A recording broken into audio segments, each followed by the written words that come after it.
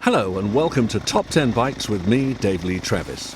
Are you the indecisive type? Not sure if you'd rather ride on-road or off-road? Well, this week I have the answer to your prayers. It's the Top 10 Dual Purpose. Starting the ball rolling this evening is the Husqvarna TE610E. This husky is guaranteed to turn heads, whether you take it through the middle of the urban sprawl or over hills and vales. It's a real looker. Weighing in at a slight 138 kilos, throwing this bike around is never going to be a problem. Its handling is sharp and responsive, but with a tiny 9-litre tank, I wouldn't plan on taking it on longer trips. Just as well, since the seat isn't exactly going to give your sofa a run for its money on the comfort front. The single-cylinder 4-stroke engine is a superbly torquey power plant. None of the engine characteristics have been sacrificed in exchange for street legality either. The seat is a long way up at 900mm, which is good in traffic as it gives you extra height to see over the cars. Not a bad thing. The Husky is happy on and off-road, performing well in both domains. It's a good green laner and a very capable enduro. The only slight downside is poor build quality, but if you're going to spend weekends covering it in mud, do you really care? Let's hear from our panel of experts. The Husqvarna TE610 is one of those bikes that you have to form a bit of a relationship with. It's not as easy, it's not as forgiving as a Japanese counterpart, but in a lot of ways it's more rewarding. A really good machine, not for the faint-hearted I'd say, but certainly worth a look if you want a bit of fun at weekends.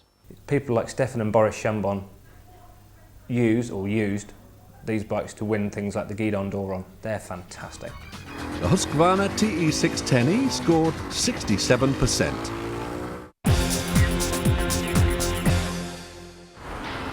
The number 9 spot goes to Kawasaki's KLR 650. Not as pretty as the Husky, the Kawasaki falls into the lot of bike for your money category. Priced at a reasonable £4,000, you get lots of useful stuff. A luggage rack, for example, and luggage hooks, electric start, passenger grab rail, if you can find anyone crazy enough to want to ride pillion, that is, and handguards to keep your hands protected from the wind chill. The liquid-cooled 4-valve single is a very capable engine which packs a powerful punch. Splashing through mud or dashing through the city, the KLR won't let you down. The seat height is a massive 925mm and it weighs in at a feather-light 105 kilos. The ride is kept smooth and comfortable with motocross forks on the sharp end and Unitrack rear suspension. Performs well, behaves well, and it's a bargain. What did our panel have to say? Oh, the old KLR 650, it's a big old lump. Suppose looking at price-wise you could say it's good value for money, but it's getting a little bit long in the tooth now. It's not particularly quick, but having said that, hey-ho, it was reliable, and if you like riding this style of bike on the road, it's probably not a bad buy if you can find a nice one. I quite like the KLR 650. It's a personal thing, but I think they're really nicely styled. Again, it sort of kind of looks much more like your sort of dirt bike on the road than say a supermoto bike, and it's nice and green. But again, one of those bikes that a lot of people sort of overlook, but I've had lots of fun on them before in the past. Just riding on the road again. It's amazing how much fun you can have with so little power and so little top speed. So it's one of my favourites. It's one of those bikes that you have a ride on one, it's quite easily forgettable. Hasn't got a real point to it. Buy one cheap or don't buy one at all. Our panel gave the Kawasaki KLR 650 69%.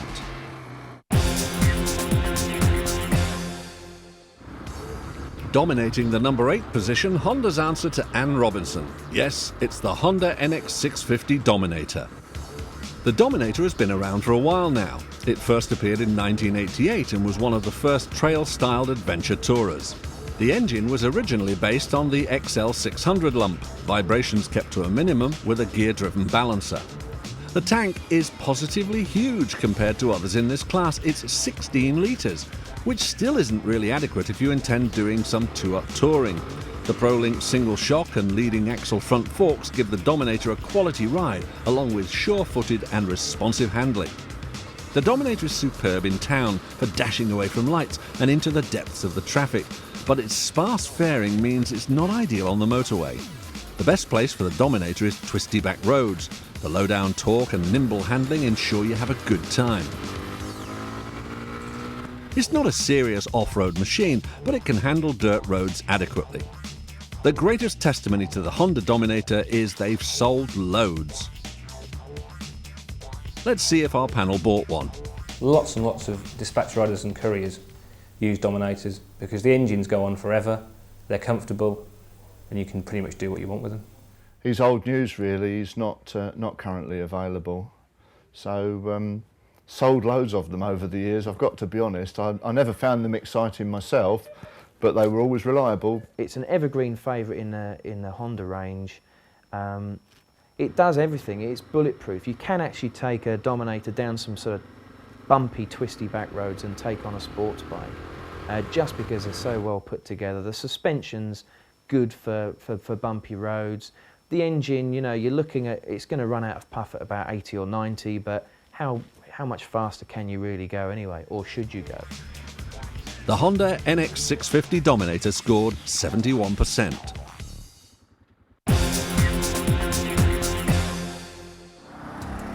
The only Brit in this week's lineup is at number 7. It's the CCM 644 Dual Sport. Dual by name, dual by nature. Road tyres and off-road tyres can be quickly changed to make the CCM one of the most versatile bikes available, so you get the best of both worlds. The CCM can handle the roughest trail you can find to throw at it, but it still has the manners of a gentleman when it returns to the road. The air-cooled 4-valve single kicks out a respectable 53 brake horsepower, plenty to play with and still hold on to your licence. The white power upside-down forks and rear shock keep the ride as smooth as possible. The Brembo discs provide the stopping power. The CCM is another long drink of water in bike terms, with a seat height of 900mm and a measly 13.5 litre tank. The price tag needs to be considered with this one, as it costs £5,000.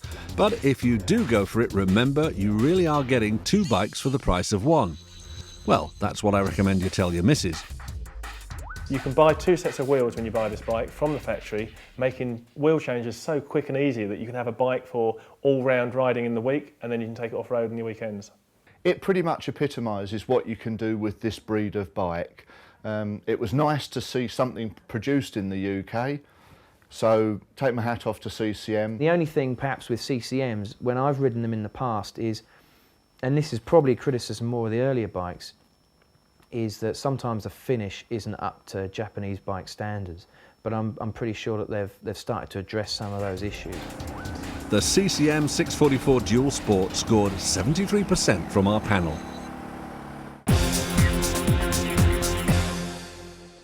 Sliding nicely into the number 6 slot is the BMW F650 GS.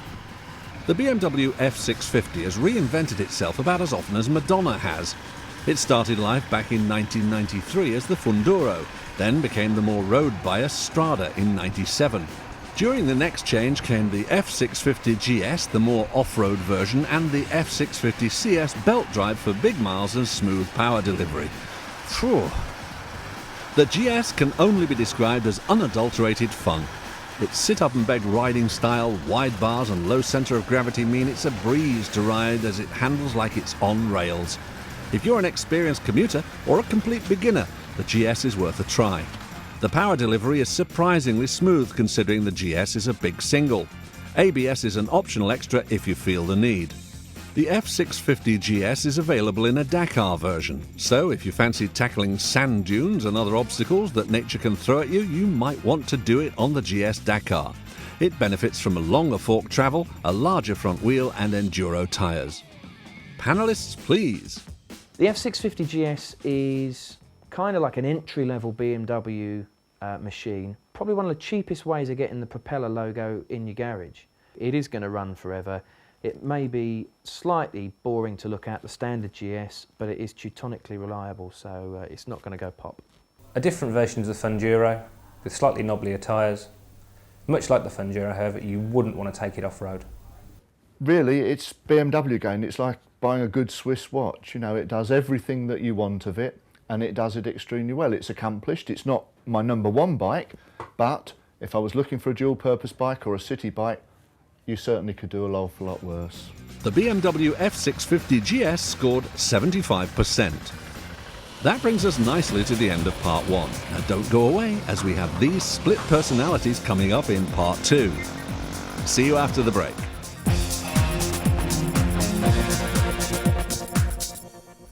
Welcome back to Top 10 Bikes with me, Dave Lee Travis. This week we're looking at dual purpose bikes, so on with our chart.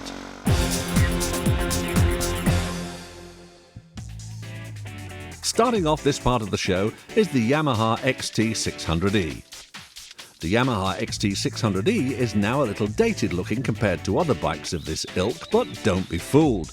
The XT isn't about to give up the ghost just yet. The rugged off-road bodywork, agile chassis and upright riding position make it ideal for surveying and surviving the urban jungle. The gutsy 595cc single pumps out 40 brake horsepower, which is reasonable. When it was launched back in 1990, it had a new and daring innovation. Yes, good old electric start. No more kicking the engine into life. The XT is easy to maintain yourself if you fancy getting your hands dirty. They've sold by the bucket load. Sure, the Yam can now be outperformed by others in its class, but the others lack its character and its reputation. Old Faithful. What did our panel make of it? The Yamaha XT600 is one of those bikes that just seems to be around for as long as I've been riding bikes. Very easy, very low tech, very easy to maintain. There's nothing trick about this bike. You basically buy in what you see, pick one up second hand for under £1,000, probably the best way to go. A mate of mine one day decided he was going to go around the world. He picked an XT600 to do it on. He got as far as Africa, but couldn't find any parts. I think a bit on the slow side again, and realistically there's better in the marketplace. That's not knocking Yamaha, I love them to pieces, but really this one needed putting out to pasture a little while ago.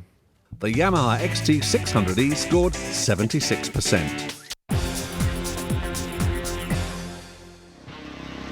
Ambling in at number 4 is the Suzuki DRZ 400S. The Suzuki DRZ 400S won the Motorcycle News Trail Bike of the Year award for 2002, and Suzuki has more motocross world championships than any other manufacturer, so the pedigree of the DRZ is impeccable. The thin chrome steel frame is optimized to achieve torsional rigidity and minimum weight that's only 132 kilos. The long travel suspension irons out any unwelcome lumps or bumps that you encounter. For a trail bike, it has quite a nice selection of instruments. You get a speedo, an odometer, twin trips, a clock, a timer and a stopwatch. Just about everything bar the kitchen sink. The narrow seat, sharp handling and general dirt bike ergonomics make it a mean off-roader. On the downside, the seat is hard, narrow and short, so it's not much use if you want to take a passenger. The gearing's a bit tall for street use, but that can be sorted. It's loads of fun to ride without having to reach Mach 3 before you get a buzz. But a really good bike.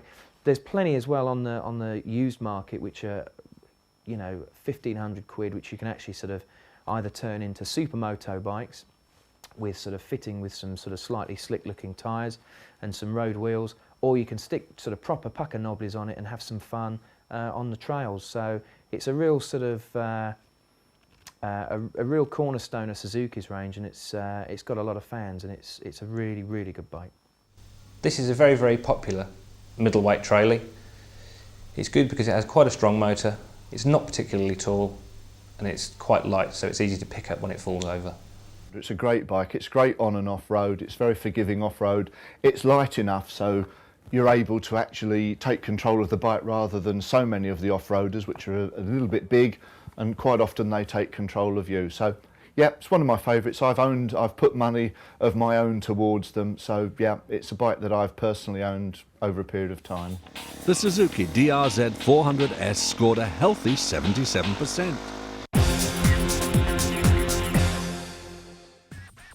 Winging its way in at 3 is the Aprilia Pegasus 650. Since Yamaha first created the dual-purpose bike way back in 1976, Europe has been in love with them. So when an Italian version came along in '93 and in the shape of the Pegaso, the love affair continued. Cosmetically, the Pegaso is more town-biased than country.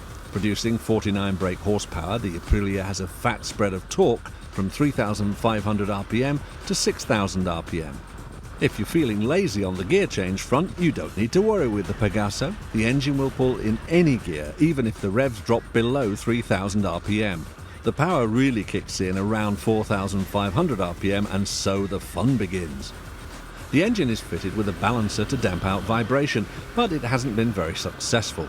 The foot pegs start to feel the shake around 4,000 RPM, and the seat and bars kick in at 6,000 RPM. The clutch is light and the gearbox slick for seamless changes. The Pegaso is nimble in traffic and can handle sports bike lean angles without the tyres letting go. On the downside, the suspension's a bit soft for true off-roading. Proper rough terrain overwhelms the suspension. With a huge 22-litre tank, the Pegaso is capable of 250 miles before filling up. The Pegaso is an urban all-rounder. Let's hear from our panel. A very capable bike. Probably the best thing to do is pick one of those up second hand. It will run forever, give you no problems, be very easy to ride. A beautiful looking bike. The Italians know how to style bikes, even something as what should be, certainly to the Japanese, as sort of mundane and boring as a dual purpose single cylinder commuter bike. The Aprila's got some great looks. It's typically Italian. It's got a little bit of something in the styling department that says, you know, look at me, buy me, ride me. That's the most I can say about it. It's not absolutely revolutionary in any particular department, but it does the job of a dual-purpose machine, and you can look good while you're doing it. The Aprilia Pegaso scored 79%. The Honda XR650R dashes into the number 2 spot. An extremely capable bike, as is currently being proved by Patsy Quick. She's the first British female to take part in the Paris-Dakar Rally, and she's on board an XR. The revolutionary aluminium frame and rugged long-legged suspension mean the XR will face up to any terrain you care to dare.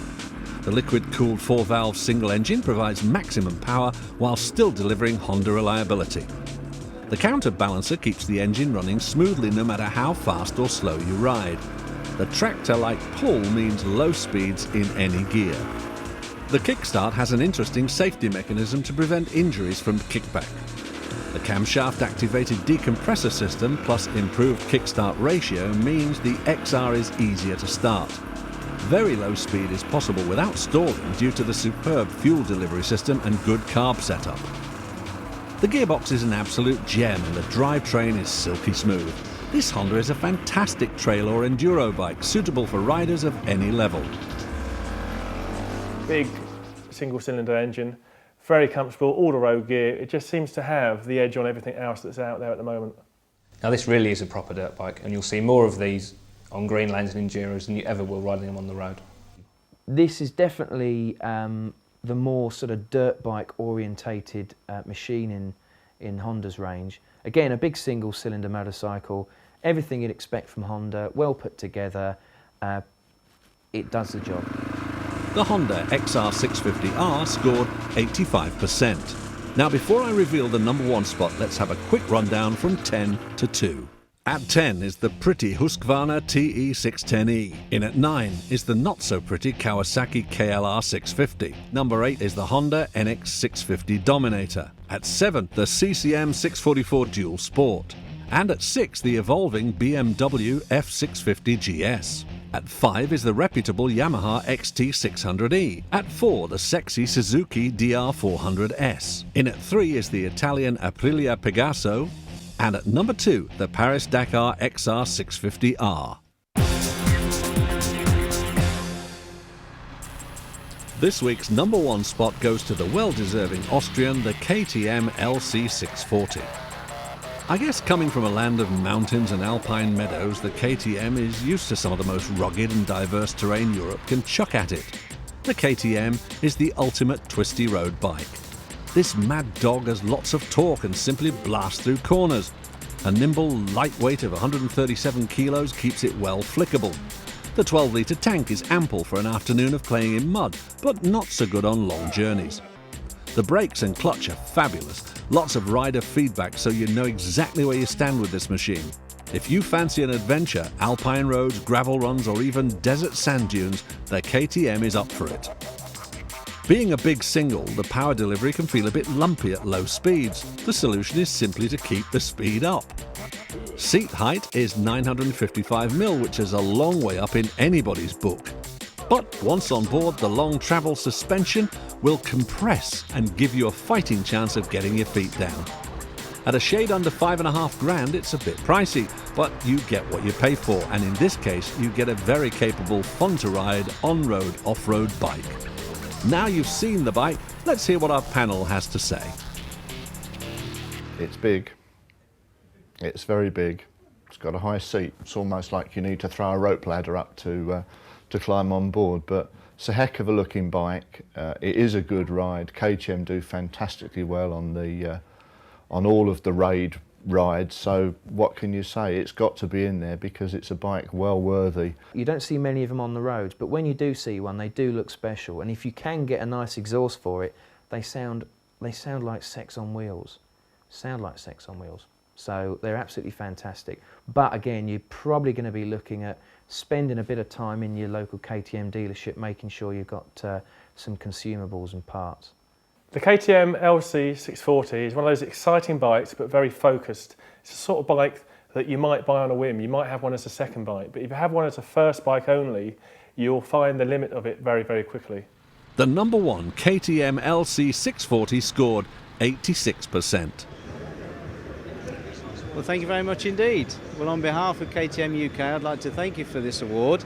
Dual-purpose bikes are becoming very popular in the UK now.